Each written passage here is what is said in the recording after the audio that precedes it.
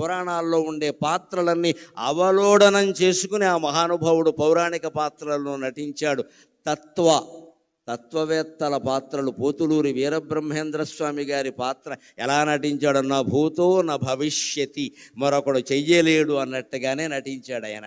గౌతమ బుద్ధుడు లాంటి పాత్రలన్నీ వేశాడు. రామకృష్ణ పరమ వివేకానందుడు లాంటి పాత్రలన్నీ వేశాడు. అలాగే ఇక జానపదం ఆయన్ని కాంతారావు గారిని చెప్పుకున్నాకే ఎవరినైనా చెప్పుకోవాలి. ఆ రోజుల్లో మేము అభిమానులుగా ఊరేగే సందర్భాల్లో ఏ మాట వచ్చినా చెక్కడో వదలడో వదలడో చెక్కడో దొరకడో ఇదే గొడవ.